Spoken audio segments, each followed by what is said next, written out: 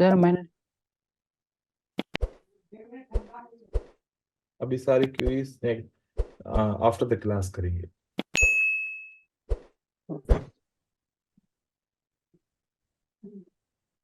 अभी जो हम तरीका सीखने जा रहे हैं ट्रेडिंग का, ये बेसिक प्राइस एक्शन से तरीका लिया गया है। इस तरीके के अंदर हमने वेट करना होता है जब भी पैटर्न जनरेट होता है। पैटर्न के जनरेट होने के बाद हम वेट करते हैं 1 मिनट के लिए, और उसके बाद फिर अगर वो पॉसिबिलिटी बनती है जो हमें रिक्वायर्ड है तो फिर हम ट्रेड करते हैं, नहीं तो हम इग्नोर करते हैं। इस तरीके से ज्यादातर हमारे पैटर्न्स हम छोड़ देते हैं, और जब भी ऐसी पॉसिबिलिटी बनती है तभी हम ट्रेड करते हैं, क्योंकि जब भी एक पैटर्न बनता है उसके बाद अगर पॉसिबिलिटीज को देखा जाए तो 8 से 9 पॉसिबिलिटीज बनती हैं। हर बार एक जैसी पॉसिबिलिटी नहीं बनती, तो हमें मखसूस पॉसिबिलिटीज के ऊपर काम करना है। जैसे एक पैटर्न है इंगल्फिंग, अब इसकी जगह पे कोई और भी पैटर्न हो सकता है, हम डिस्कस करेंगे। तो इंगल्फिंग पैटर्न में हमने ये देखा कि जब बायर सेलर को कंट्रोल करते हैं तो उस जगह पे एक सपोर्ट बन जाती है। अगर कोई भी रेड कैंडल आती है वो इसी सपोर्ट के ऊपर क्लोज होती है, तो पॉसिबिलिटीज क्या क्या हो सकती हैं। ऐसा हो सकता है कि एक रेड कैंडल आएगी और इसी सपोर्ट के ऊपर क्लोज हो जाएगी, एक पॉसिबिलिटी ये हो सकती है। और दूसरी पॉसिबिलिटी ये हो सकती है कि यहाँ पर एक रेड कैंडल आए और इतना बड़ी हो जाए, इतनी, या फिर इससे भी बड़ी एक रेड कैंडल बन जाए, या फिर बड़ी बन जाए कि एंगल्फिंग कर ले। तो देखा कि ये पॉसिबिलिटीज हो सकती हैं। हर बार हमारी रिट्रेसमेंट कैंडल नहीं आती। जैसे हमने बोला कि 45% रेड कैंडल आती है without any filter, 45% red candle आती है, तो हमारे पास कितनी पॉसिबिलिटीज हैं रेड कैंडल की? 3 पॉसिबिलिटीज है, राइट। और 3 पॉसिबिलिटीज के हिसाब से फिर रिट्रेसमेंट कितनी दफा बन सकती है? 45 को डिवाइड करो 3 से, 15% चांसेस है। कितने? 15%। 15%, मतलब 100 में से 15 पैटर्न में रिट्रेसमेंट होती है, राइट। 45% रिट्रेसमेंट नहीं होगी। कितनी परसेंट रिट्रेसमेंट होगी? 15%। हम अपना माइंड 15%। बनाएंगे कि रिट्रेसमेंट अगर कैंडल आएगी तो वो होगी 15%। 15% डार्क क्लाउड कवर या इनसाइड बार का पैटर्न बनेगा, और 15% इंगल्फिंग का पैटर्न बन सकता है। ये पॉसिबिलिटी हो सकती है, तो हम पॉसिबिलिटीज के ऊपर गौर करें। तो ये मत सोचो कि अगर ग्रीन कैंडल नहीं आई और रिट्रेसमेंट हर 45% रिट्रेसमेंट के चांसेस है, नहीं, 15% है। ठीक है, तो 15% के हिसाब से ऐसी कैंडल जब बने, अब ये कैंडल कौन सी बन सकती है? इन्वर्टेड हैमर बन सकता है, पिन बार बन सकता है, हैंगिंग मैन बन सकता है, छोटी सी ऐसे कैंडल बन सकती है नॉर्मल सी, या फिर स्पिनिंग कैंडल बन सकता है। बस शर्त ये है कि ये कैंडल इसी सपोर्ट से टच करके इसी के ऊपर बने। हम काउंट करते हैं कि दिस इज रिट्रेसमेंट। रिट्रेसमेंट की अदर मीनिंग क्या होती है? एक वीक कैंडल, जैसे कि ये इंगल्फिंग का पैटर्न बना मोटिव के अंदर, मोटिव के बाद इंगल्फिंग का पैटर्न बना है। अब इंगल्फिंग का पैटर्न क्या है? काउंटर है, फॉर एग्जांपल। जैसे ऐसे सेलर्स आ रहे थे और ये इंगल्फिंग का पैटर्न बना, उसके बाद ये retracement candle, it means sellers ने क्या हमें जवाब दिया कि वो हम वीक हो चुके हैं, अब बायर अगर ट्रेड करना चाहें तो कर सकते हैं। तो मार्केट साइकिल में तो हम एक इस ग्रीन कैंडल के बाद ट्रेड कर रहे थे, कि हम यहां पर ट्रेड कर रहे थे। लेकिन इस बेसिक प्राइस एक्शन के तरीके से हम यहां पर ट्रेड नहीं, हम यहां पर ट्रेड करते हैं कि this is retracement candle, we can go for next candle. तो बेसिक प्राइस एक्शन से हम बायर्स। इस कैंडल को भी ट्रेड कर सकते हैं, उसके बाद फिर इसको भी ट्रेड कर सकते हैं। अभी आप लोगों ने जैसे मार्केट साइकिल को ट्रेड किया होगा, जिसने 50 ट्रेड किए उसमें से कम 20 ऐसे ट्रेड होंगे ना, कि रिट्रेसमेंट कैंडल के बाद ये ग्रीन कैंडल तो बनी बनी, तभी तो उन्होंने यहाँ पर ट्रेड किया विन करने के लिए। ये तो अपॉर्चुनिटी मिली ना उसको, ये अपॉर्चुनिटी मिली, लेकिन उसने मार्केट साइकिल के स्ट्रेटजी से के हिसाब से ट्रेड नहीं किया, क्योंकि ये कैंडल ट्रेड नहीं करनी थी। कौन सी करनी थी? ये करनी थी मार्केट साइकिल में। लेकिन इस पैटर्न के हिसाब से, इस रिट्रेसमेंट के हिसाब से ये भी कैंडल ट्रेड हो सकती है। तो यहाँ पर टोटल कितने ट्रेड हो सकते हैं? 2 ट्रेड हो सकते हैं, तो एक पैटर्न के हिसाब से और दूसरा मार्केट साइकिल के हिसाब से। तो अगर हम दो स्ट्रेटजीज को आपस में जोड़ना चाहें, एक मार्केट साइकिल और एक रिट्रेसमेंट स्ट्रेटजी को जोड़ना चाहें, तो हम दो स्ट्रेटजी यहाँ पर जोड़ सकते हैं। तो याद रखिए, ये नोट डाउन कीजिएगा, जब भी मार्केट साइकिल ट्रेड करेंगे तो रिट्रेसमेंट का ट्रेड आप उसके साथ जोड़ सकते हो। तो मतलब दो स्ट्रेटजीज आपने यहाँ पर एक साथ ट्रेड कर सकते हैं। ओके, आगे चलते हैं। तो ऐसे हमने बाय किया। अब यहां से आगे चलते हैं, तो एक एंगल्फिंग जैसे बनती है। अब हमने 1 मिनट का वेट करना है, हर बार 1 मिनट का वेट करेंगे। ये पैटर्न के ट्रेड करने का तरीका ही यही है कि आपको कम से कम 1 मिनट का ट्रेड करना है। कभी 2 मिनट का ट्रेड वेट करना पड़ेगा, कभी 3 मिनट का, कभी 4 मिनट का, कभी 5 मिनट का भी वेट करना पड़ता है। लेकिन हम 1 मिनट का अगर यहाँ पर वेट करें और ऐसे हैमर की कैंडल बन जाए, तो नेक्स्ट कैंडल ग्रीन बनेगी। लेकिन इसका शर्त है कि ये हैमर किसी भी सूरत में इस रेजिस्टेंस के नीचे नहीं है। यहाँ पर कोई भी रेजिस्टेंस नहीं बनी।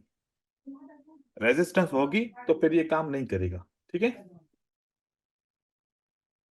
रेजिस्टेंस होगी तो काम नहीं करेगा। रेजिस्टेंस नहीं होनी चाहिए, क्योंकि कोई भी स्ट्रांग सेटअप हो उसको सपोर्ट एंड रेजिस्टेंस डिस्ट्रॉय कर देता है। तो रेजिस्टेंस नहीं है, तो ये अब मार्केट ऊपर कंटिन्यू करेगी। हम इस कैंडल को ट्रेड कर सकते हैं। तो एक पॉसिबिलिटी ये हुई ट्रेड करने की। दूसरी पॉसिबिलिटीज हुई कि अगर इन्वर्टेड हैमर बनता है तो फिर हम नेक्स्ट कैंडलस्टिक को बाय कर सकते हैं।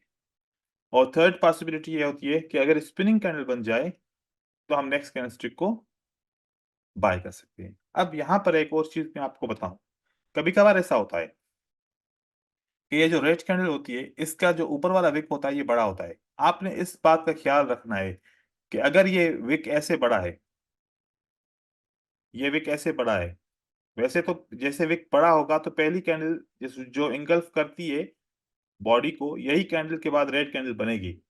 अगर चलो ना भी बने तो ये कंटिन्यूएशन साइन बन जाए, तो इस बार याद रखो कि ये कंटिन्यूएशन साइन काम नहीं करेगी।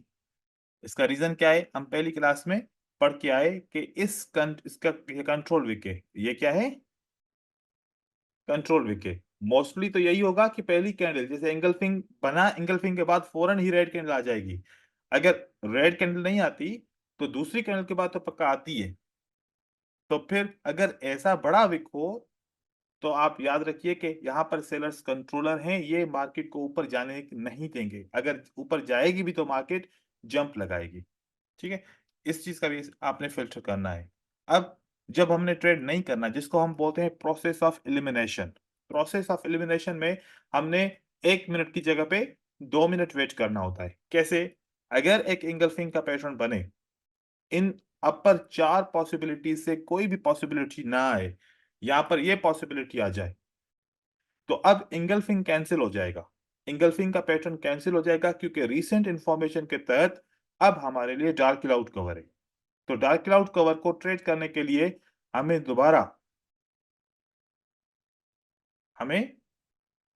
दोबारा रेड कैंडल जो कंटिन्यूशन साइन होगी उसको वेट करना पड़ेगा कि वो आ जाए। अच्छा, मैं बंदे का अनम्यूट कर रहा हूं उसको, 1 मिनट वेट कीजिए।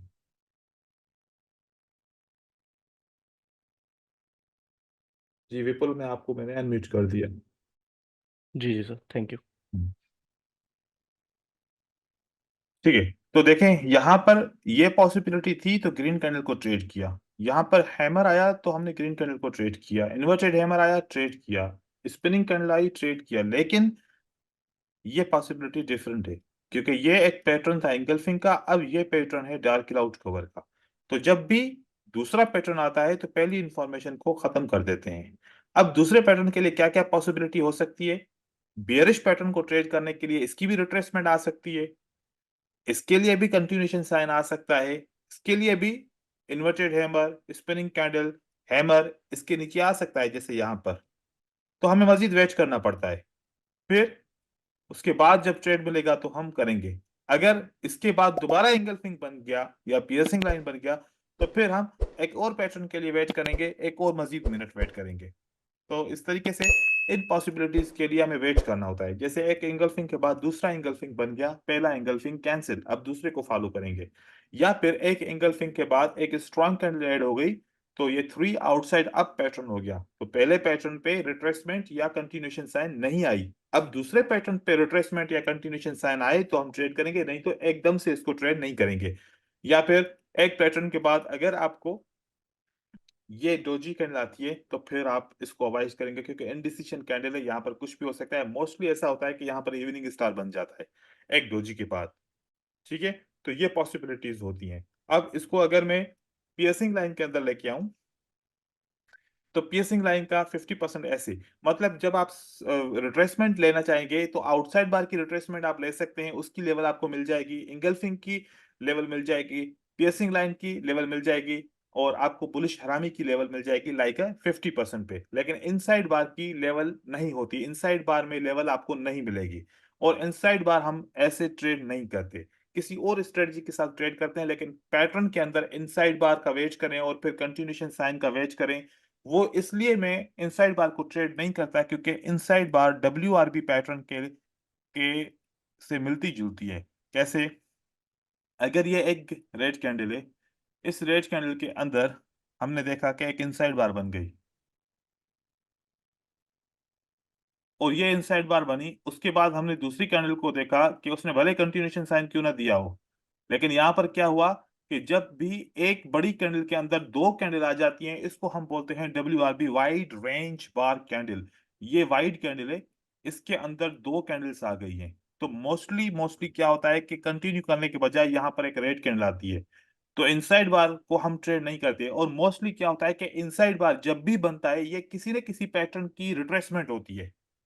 जैसे कि अगर इस ग्रीन कैंडल के बाद एक इनसाइड बार बन गई, तो अब आप बताएं कि ये इनसाइड बार किसकी रिट्रेसमेंट है? इस पियर्सिंग लाइन की रिट्रेसमेंट है, और है बियरिश पैटर्न इनसाइड बार, लेकिन रिट्रेसमेंट भी साथ साथ में है। तो इस सूरत में हमने इस इनसाइड बार को ट्रेड नहीं करना होता, तो हम यहां पर बाय का पैटर्न ट्रेड कर सकते हैं ऐसे लाइक। तो जी। ये सेम पॉसिबिलिटी होगी, सबका तरीका सेम होगा, चाहे इंगल्फिंग हो, चाहे आउटसाइड बार हो, चाहे मॉर्निंग स्टार हो, इवनिंग स्टार हो, चाहे बुलिश हरामी हो। क्योंकि बुलिश हरामी पैटर्न अच्छा बहुत कम मिलेगा आपको, बार बार नहीं मिलेगा। 100 पैटर्न्स देखेंगे तो उसमें से आपको 10 पैटर्न या 5 पैटर्न आपको बुलिश हरामी मिलेगा या बियरिश हरामी। यहाँ पर प्रोसेस ऑफ एलिमिनेशन करना है, क्योंकि आपको एक पैटर्न के बाद एकदम से दूसरा पैटर्न बन गया, एक पैटर्न के बाद दूसरा पैटर्न बन गया, और एक पैटर्न के बाद दूसरा पैटर्न बन गया यहाँ पर भी, और यहाँ पर एक पैटर्न के बाद इनडिसीजन हो गया। तो ये थे हमारे ट्रेड करने के तरीके, कि हम जब भी डबल कैंडलस्टिक या ट्रिपल कैंडलस्टिक के पैटर्न होंगे, हम इस तरीके से ट्रेड करेंगे, सेम तरीका सबके लिए। इसकी एक रिसर्च है, इस रिसर्च के ऊपर अगर मैं आप लोग को दिखाऊं कि ये पीडीएफ भी आप लोगों को दूंगा, ये देखिए, इसमें से पैटर्न्स आप पिक कीजिए, जो आपको अच्छा लगा वो आप ट्रेड कीजिए। ये बुलिश इंगल्फिंग इन 3 कंटिन्यूएशन साइन के बाद नेक्स्ट कैंडलस्टिक ग्रीन होगी। मॉर्निंग स्टार, ये मॉर्निंग स्टार है, 3 कैंडलस्टिक कंटिन्यूएशन है, उसके बाद मार्केट कंटिन्यू करेगी, यहां पर भी कंटिन्यू करनी चाहिए। इसकी परसेंटेज क्या रहेगी, क्योंकि सब सवाल पूछते हैं परसेंटेज का मोस्टली। परसेंटेज के हिसाब से देखा जाए, अगर बुलिश इंगल्फिंग है, उसका स्पिनिंग कैंडल के साथ कंटिन्यूएशन का रिजल्ट क्या आएगा? 86, इन्वर्टेड हैमर के साथ 89, हैमर के साथ 84। तो सबसे ज्यादा रिजल्ट बुलिश में क्या आता है, किसका आता है? इंगल्फिंग का आता है। फोकस करो कि इंगल्फिंग को ट्रेड करो, 86% आपको चांस मिलेगा। मॉर्निंग स्टार को ट्रेड करोगे 70, 72, 63, 68% आपको विनिंग रेशियो मिलेगा। और पियर्सिंग लाइन के साथ आपको 71, सबको मिला के ट्रेड करोगे 73। अब ये जो रिजल्ट है विदाउट फिल्टर है, मतलब इसमें ना सपोर्ट एंड रेजिस्टेंस का फिल्टर किया, ना ही इस पे हमने ट्रेंड का फिल्टर किया। जहां पर आया पैटर्न एक पे इग्नोर नहीं किया, सब के ऊपर हमने ट्रेड करके देखा, तो हमें ये विनिंग रेशियो आया। और ये ओवरऑल कैसे विनिंग परसेंटेज बनी?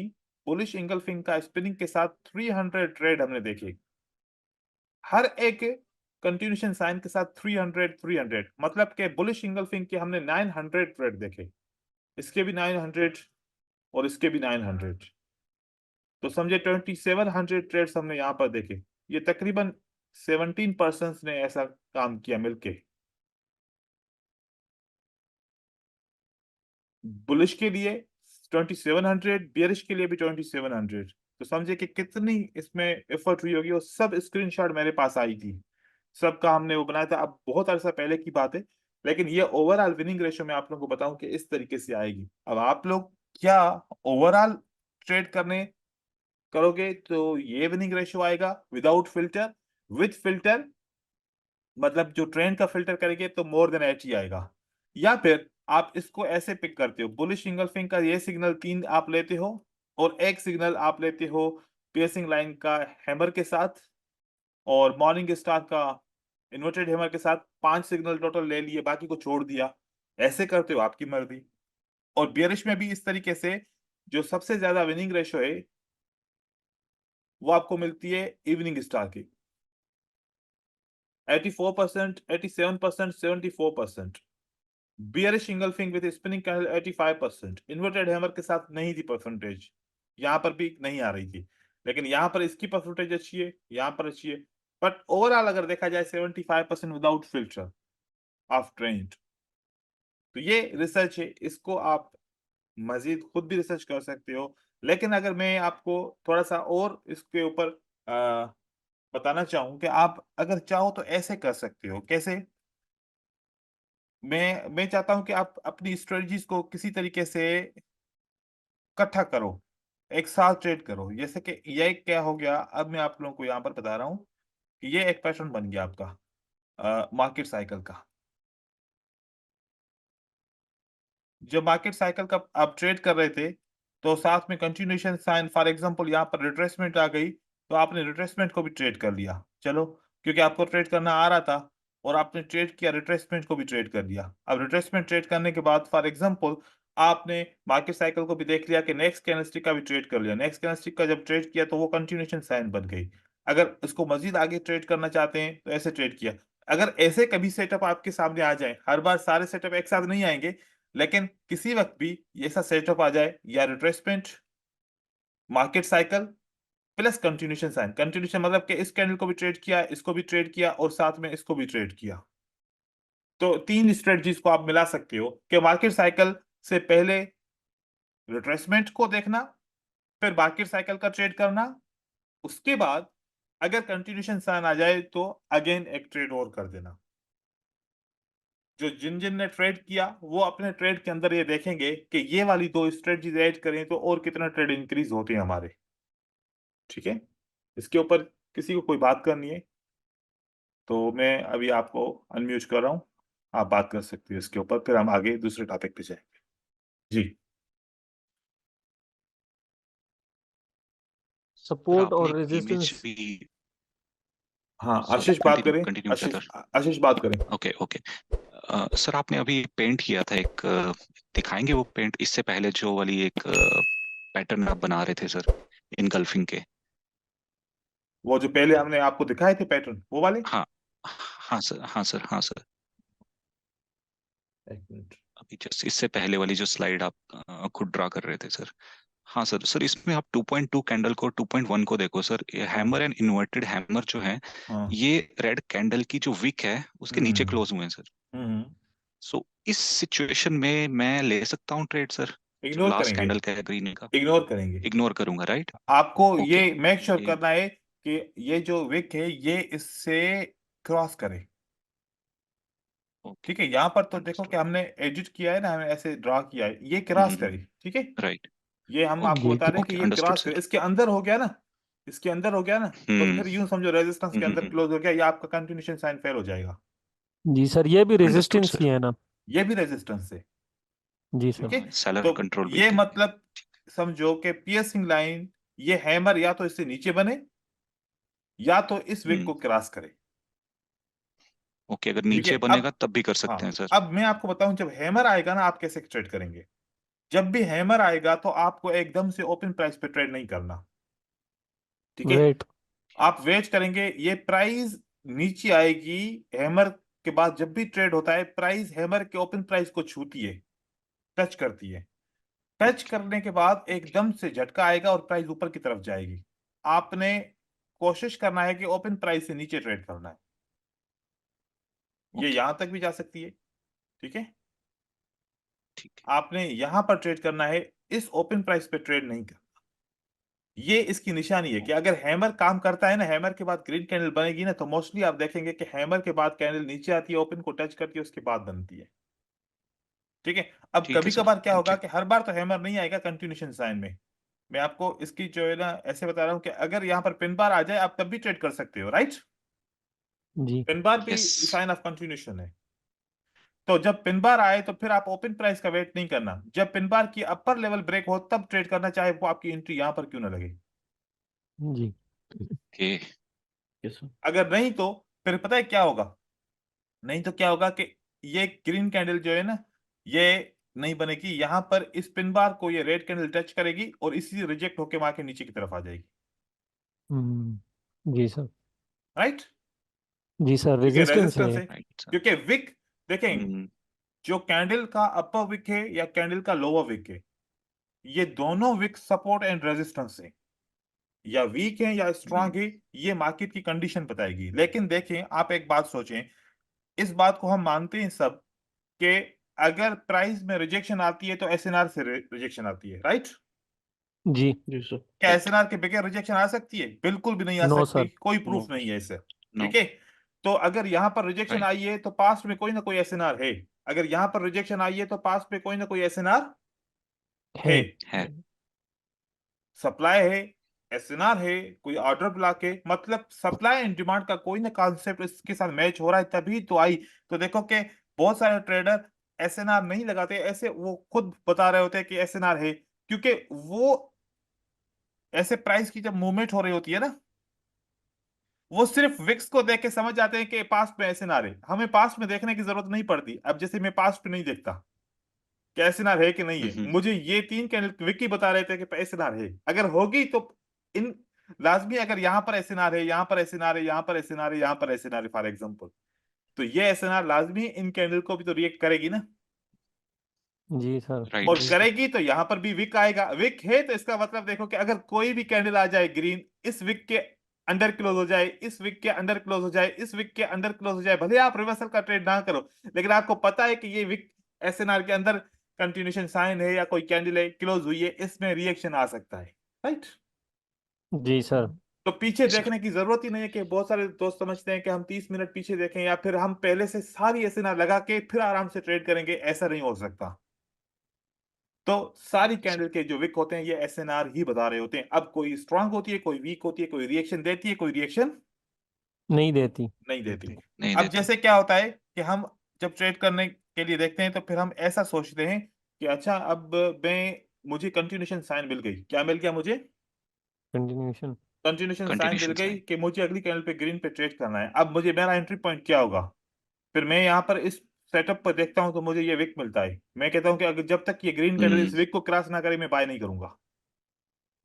राइट। इस जी विक सर। को क्रॉस करेगी तो फिर मैं बाय करूंगा, नहीं तो क्या बाय होगा करूंगा। कि इसी विक को प्राइस टच करके रिजेक्ट। रिवर्स भी हो सकती है। हम्म। राइट। तो आपने इस तरीके से भी गौर करना है। ठीक है। इसके अलावा ठीक है किसी को सर, सवाल थैंक हो? यू सो मच, ये बहुत इंपॉर्टेंट टिप दिया तो सर आपने। ओवरऑल एंगल्फिंग का बहुत अच्छा ही है सर।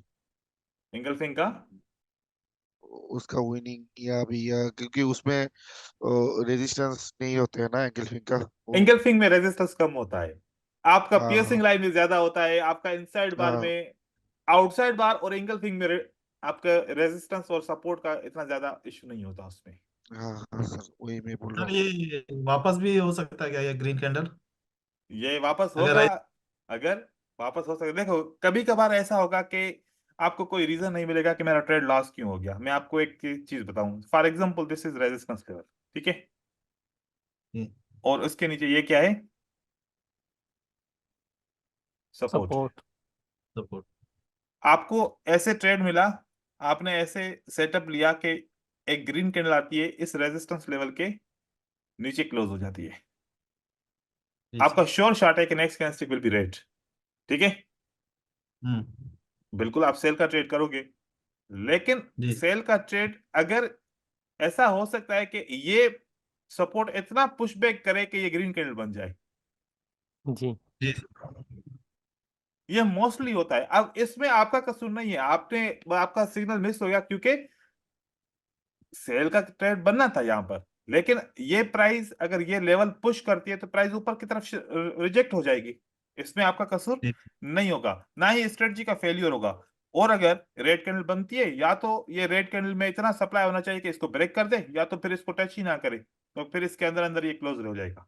ऐसे इसको टच किया जी तो अब जैसे कि अब बहुत सारे दोस्त यह समझते हैं कि देखो कि इस सपोर्ट और इस क्लोजिंग प्राइस के अंदर गैप है, तो अब अगली कैंडल को रेट को कंटिन्यू करना चाहिए। बिल्कुल रेट को कंटिन्यू करना चाहिए, लेकिन अगर आपको यह पता नहीं है कि इस सपोर्ट में कितना दम है, तो ऐसा भी तो हो सकता है कि जैसे ही प्राइस ये सेलर कंटिन्यू करने के लिए नीचे आ रहे थे, इस सपोर्ट ने इतना पुश किया कि प्राइस ऊपर की तरफ चली गई। अब क्या करेंगे?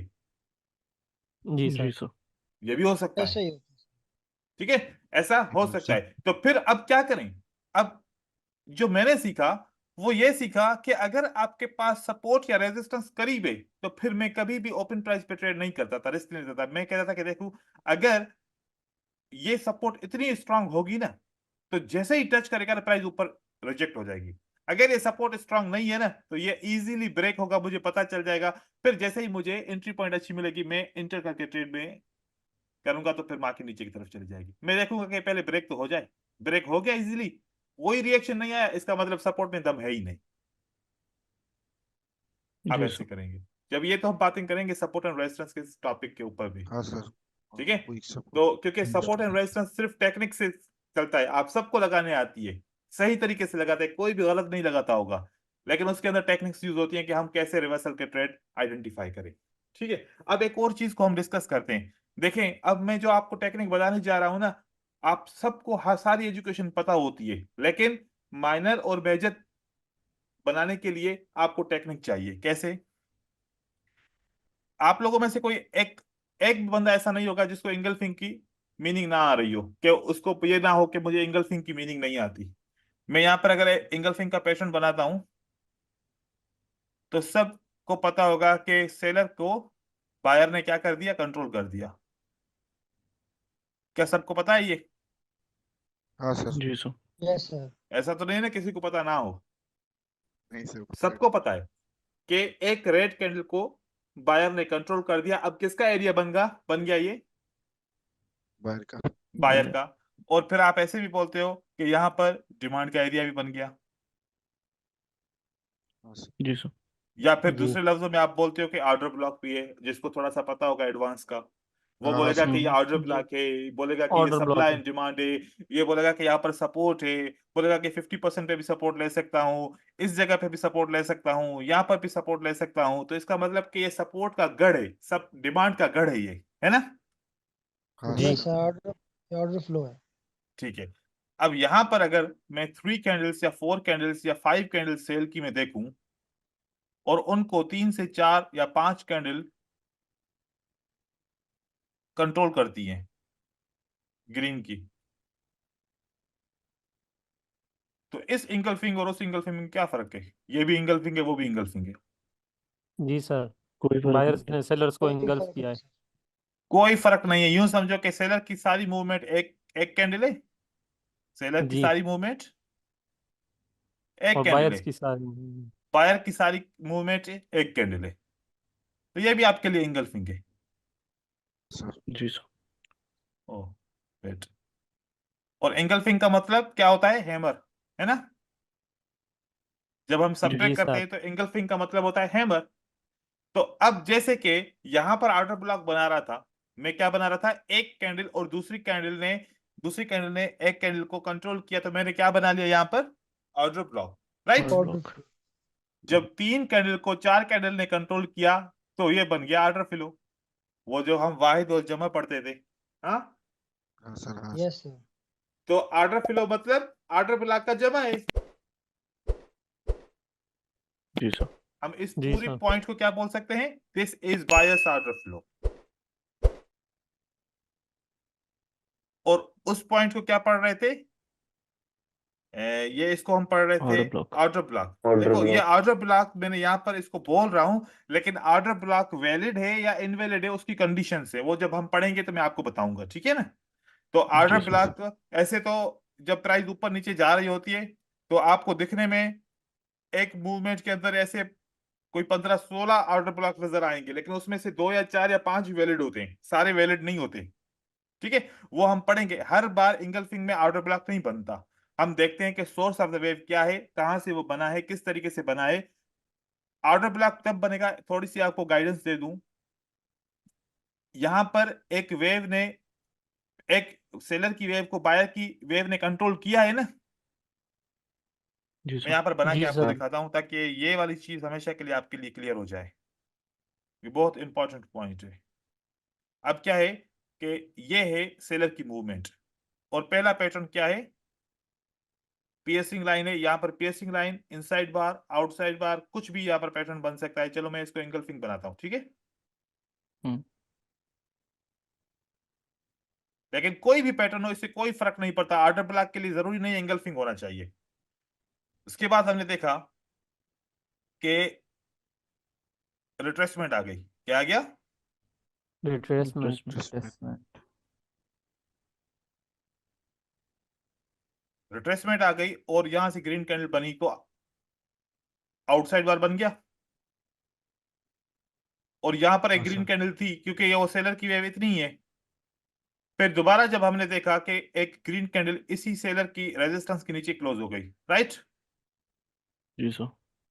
फिर वापस हमने देखा कि सेलर्स मार्केट में एंटर होते हैं और आके इसी सपोर्ट के ऊपर क्लोज हो जाते हैं, राइट। फिर मार्केट ऊपर की तरफ जाती है और इस पूरी पूरी वेव को कंट्रोल कर देती है। जो डायरेक्ट हमने 3 से 4 बायर की कैंडल लगाई थी, और अब ये मुख्तलिफ कैंडल से, बात एक ही है। बात एक ही है। ऑर्डर फ्लो को समझने के लिए ये एक ही बात है। लेकिन अब बात आती है ऑर्डर ब्लॉक की। क्या ये पॉइंट नंबर 1 ऑर्डर ब्लॉक है, पॉइंट नंबर 2 ऑर्डर ब्लॉक है, या पॉइंट नंबर 3 ऑर्डर ब्लॉक है? अब यहां पर जो लोगों को कंफर्मेशन नहीं मिलती कि मैं किसको ऑर्डर ब्लॉक मानूं। वो इसको मानते हैं तो वर्क नहीं करती, इसको मानते हैं तो फिर वर्क करती है। तो फिर बोलते हैं कि चलो ये ऑर्डर ब्लॉक मिस हो गया, ये ऑर्डर ब्लॉक ने काम कर दिया। देखो इस जी पूरी मूवमेंट्स के अंदर जो हमारे पास एक ये वेव है, ठीक है, और एक हमारे पास ये कंप्लीट वेव है। आप ऐसे कह सकते हैं कि this is sellers movement and this is complete bias moment. तो बायस ने स्टार्ट कहां से किया? 1 पॉइंट से। तो सिर्फ जी और सर। सिर्फ 1 पॉइंट ही ऑर्डर ब्लॉक है, बाकी की कोई भी पॉइंट ऑर्डर ब्लॉक नहीं है। जी सर। तो यही ऑर्डर ब्लॉक है, मतलब ओवरऑल ऑर्डर फ्लो है, और इसका ऑर्डर फ्लो के अंदर एक पॉइंट होती है जहां पर ऑर्डर ब्लॉक होता है, जो वो मेन ऑर्डर ब्लॉक है। जो मेन स्टार्ट जहां से हो रहा होता है। जी सर। अच्छा, पॉइंट ऑफ समझ इंटरेस्ट। आया। ये चीज बीच में कितने भी आ जाए ना आपके पास जिगजैग, उसमें से कोई भी ऑर्डर ब्लॉक नहीं होता, ठीक है। तो आप वेव को अंडरस्टैंड करेंगे तो ऑटोमेटिकली आपके पास ऑर्डर ब्लॉक बाहर निकल जाएगा। सर और ये स्टार्ट ऑर्डर कहाँ ब्लॉक से के अंदर जी, स्टार्ट कहाँ से करेंगे, कौन सी मतलब कि कैसी वेव पर स्टार्ट करेंगे हम? वो तो आप जब मार्केट में होंगे तो फिर आप ऐसे देखेंगे ना, इस तरीके से मार्केट की वेव्स होती है ना, सर यूं आप होती ऑर्डर है। ब्लॉक लगाना सिखाएंगे? हाँ, ऐसे जैसे कब ये वेव है ना, इसके अंदर छोटी छोटी वेव्स होंगी, है ना, इसके अंदर यस छोटी सर। छोटी वेव्स भी होंगी। लेकिन आप मेजर वेव काउंट करेंगे, मतलब कि आप छोटी छोटी मूवमेंट को इग्नोर करेंगे। आपको जो एक सेंस मिलेगा कि हाँ ये इम्पल्स है, ये करेक्शन है, ये इम्पल्स है, ये करेक्शन है, ये इम्पल्स है, ऐसे। सर मेजर मेजर ट्रेंड लेना है सर। मेजर मेजर ट्रेंड लेना है, मतलब मेजर अप ट्रेंड है तो अप का ऑर्डर फ्लो बनेगा। जी, ऐसे ही, ठीक है। अब हम इसको मजीद आगे ट्रेंड को समझते हैं। अब हम ट्रेंड को समझते हैं। ये आपको ओवरव्यू मैंने दे दिया, अब हम ट्रेंड को समझते हैं। देखिए, इसी तरीके से जब तक बायर अपने ट्रेंड में एक्टिव है, जब तक बायर अपने ट्रेंड में एक्टिव है, तब तक सेलर की वेव को बायर क्या करता रहेगा? कंट्रोल करता रहेगा। अब यहां पर एक और पोजीशन में आप लोगों को समझाऊं। कैसे पता चले कि सेलर कितना नीचे आएंगे और कैसे पता चले कि बायर कितना उनको मौका देंगे? अब यहां पर आप अगर देखें तो बायर ने अपनी प्राइस को यहां पर स्टॉप किया और बायर ने यहां पर प्राइस को स्टॉप किया। किसको ज्यादा स्पेस है? पॉइंट नंबर 2 को, है ना? जी सर। जी सर। अब यहां पर एक पैटर्न बनता है। क्या बनता है? पैटर्न। पैटर्न। ये यहां पर भी बियरिश इंगल्फिंग बनता है अप ट्रेंड के अंदर और यहां पर भी बियरिश इंगल्फिंग बनता है। ठीक हो गया?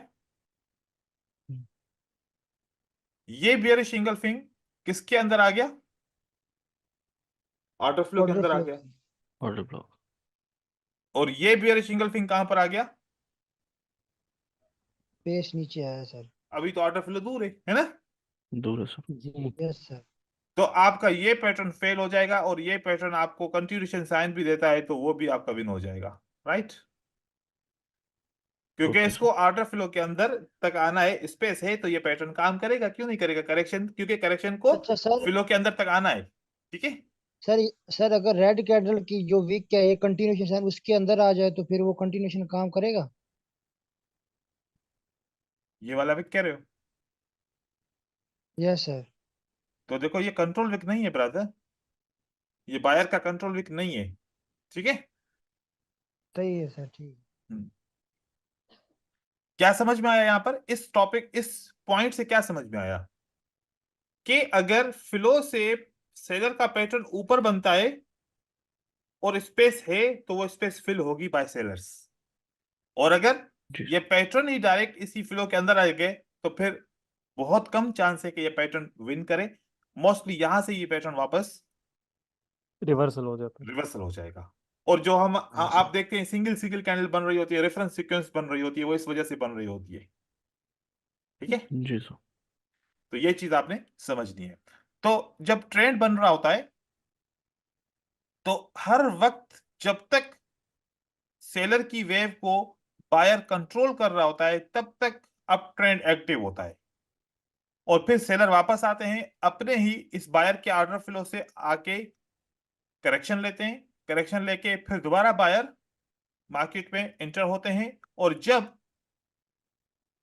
जब ये बायर अपने ट्रेंड को खत्म करेंगे तब इनकी वेव्स हल्की होना शुरू हो जाएंगी, छोटी होना शुरू हो जाएंगी। अब जैसे कि ये अभी तक कौन सा ट्रेंड चल रहा है? ये अप ट्रेंड चल अब रहा है। अब इस अप ट्रेंड के अंदर अगर हम यहां पर देखें तो किसने कंट्रोल किया? बायर ने। बाहर ने। मैंने यहां से ये प्राइस ऊपर क्यों गई? क्या रीजन हुआ? Order block. बायर का ऑर्डर फ्लो था। अगर इस जगह ऑर्डर पे फ्लो बायर का अच्छा पैटर्न बन जाए, क्या ट्रेडेबल है? नहीं सर। बिल्कुल जी सर। ट्रेडेबल है। Yes sir.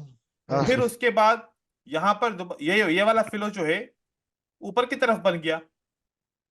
तो अगर सेलर वापस आया है इस फ्लो से, अगर प्राइस रिवर्स हो रही है तो रीजन क्या है? बायर का ऑर्डर फ्लो। और इस और जगह जी पे जो बायर का पैटर्न बनेगा क्या ट्रेडेबल है? बिल्कुल यस सर। ट्रेडेबल है। Yes yes sir. Sir. Yes sir. तो मैं क्या बोलता हूं कि अप ट्रेंड में बाय करो, जब फ्लो बायर का होगा तो बाय करते रहो, बाय का पैटर्न जी ढूंढो। सर यहाँ पर रेजिस्टेंस बिकम सपोर्ट भी होगा ना? बिल्कुल सारे कॉन्सेप्ट आपके फेवर में आ जाएंगे। ठीक है? Yes sir. फिर उसके बाद आगे ऊपर जाएं, यहां पर अभी भी किसका फ्लो है? बायर्स का। बायर्स का बायर फ्लो है, लेकिन सेलर के बारे में अभी हम सोच नहीं सकते। ठीक है? लेकिन जब सेलर आएंगे, सेलर को सप्लाई मिलेगी। अगर ये लेवल पास में कोई रेजिस्टेंस लेवल थी, कोई सप्लाई थी, कोई ऐसी मेजर लेवल थी, तो इस जगह से सेलर बहुत ज्यादा सप्लाई लेके आके एकदम से इस लेवल को ही ब्रेक कर देंगे। तो अब ये जो फ्लो बायर का था किस में कन्वर्ट हो गया? सेलर का। सेलर। चला। अब आप समझ जाओ कि आपका ट्रेंड खतरे में आ गया। अब आप जो ओके बाय सर। को फॉलो कर रहे थे अब चुप हो जाओ, बाय को छोड़ दो। अब सेलर की बारी है।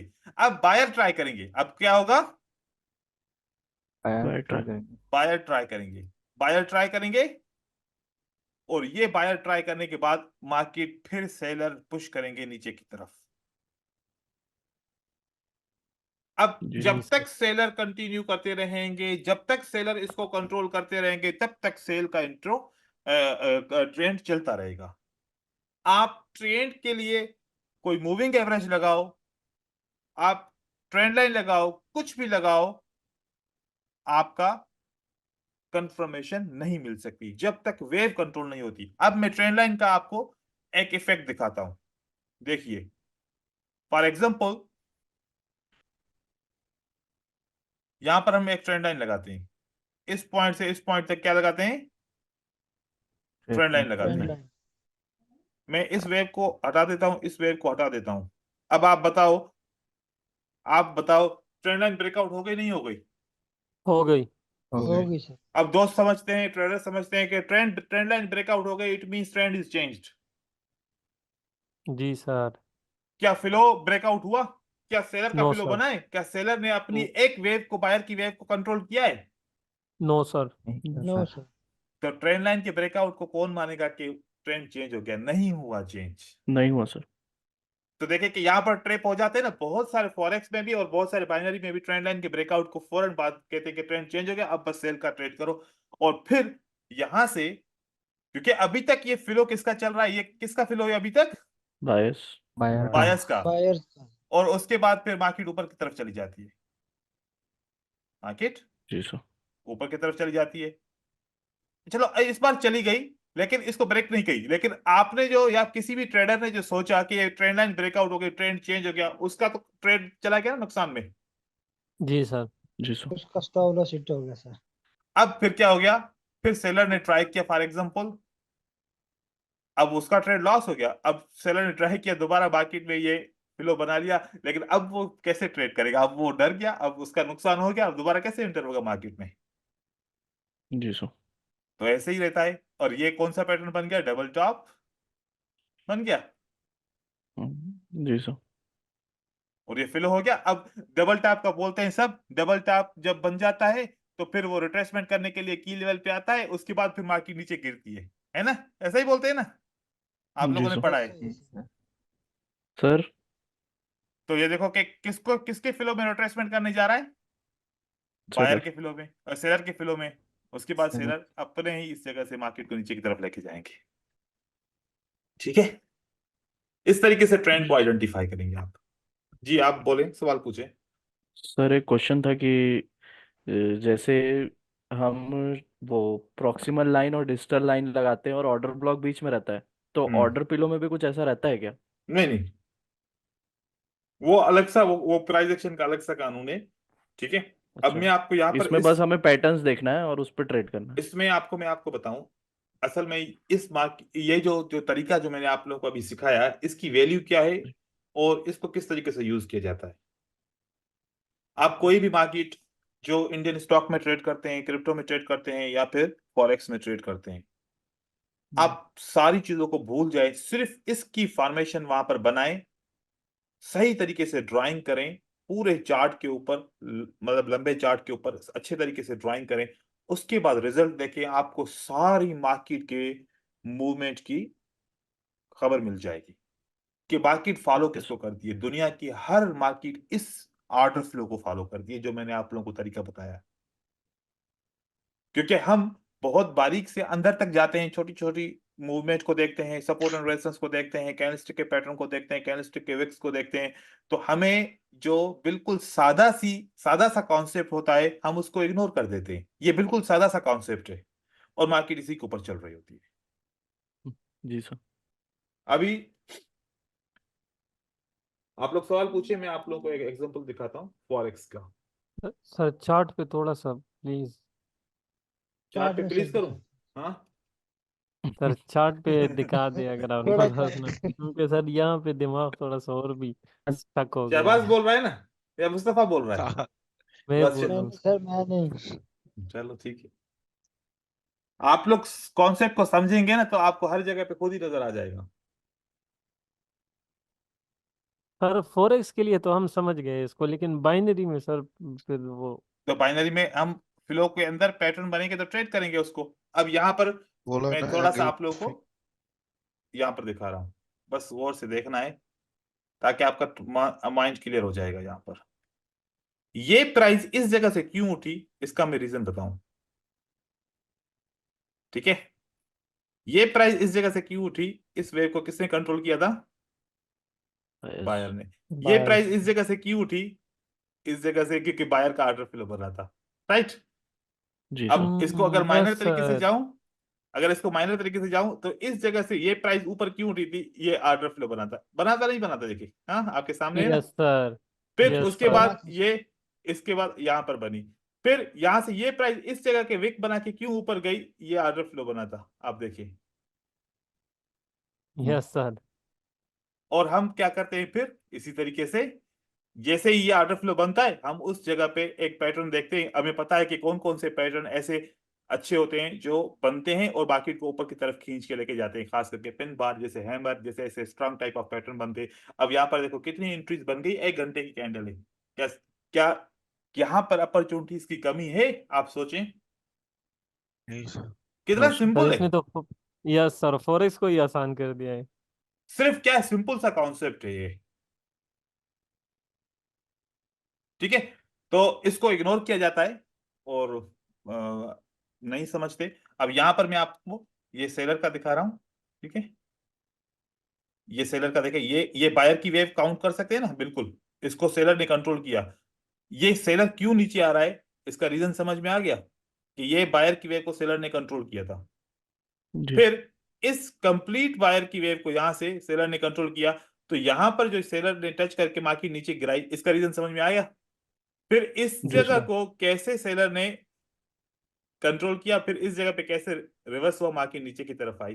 फिर यहां पर इस वेव को कैसे सेलर्स ने कंट्रोल किया और इस जगह पे रिएक्शन दिया, कंसोलिडेशन मार्केट बनी, लेकिन बायर ने इसको कंट्रोल किया, मार्केट ऊपर गई, ट्रेंड चेंज हो गया, अब देखो ऊपर जा रहा है। अब यहां से लेके यहां तक अगर कोई बंदा ट्रेड किया जिसने, उसको ये बात समझ में आ गई, इस मेरी जो है ना स्ट्रेटजी को उसने यूज किया, फॉर एग्जांपल यहां से, तो अभी तक अगर यहां तक गया तो 181, नहीं ये कौन सा है, गोल्ड है ये, अरे तक 1850 पे, ठीक है। ये सर 1 घंटे की कैंडल है ना ये? 1 घंटे की एक कैंडल है, कैंडल। 1850 पे। तो यहां से यहां ओके। तक की मूवमेंट देखो 346 पे। फिर यहां से यहां तक की मूवमेंट देखो, तो ये लगभग 342 पे, साढ़े साढ़े 300 350 इस तरीके के पिप्स हैं, ऐसे मूवमेंट बन जी रही सर। है। तो पता चलता है ना, सिर्फ बंदा ऐसा करे कि भाई अगर बायर का ऑर्डर फ्लो है तो मुझे कौन सी एंट्री लेनी है, बाय की लेनी है, बाहर और की। बाय की जब बनेगी मैं एंटर होऊंगा, नहीं तो अभी चुप करके बैठा रहूं, ठीक है। ये चीज आ गई। अब हम इसको बाइनरी में कैसे लेंगे,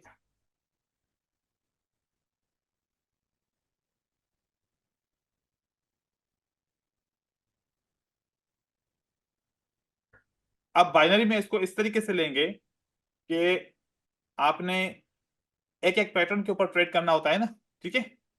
हाँ सर। आप छोटी छोटी सी वेव लेंगे, जब आप ट्रेड करते हैं आप छोटी छोटी सी वेव लेंगे।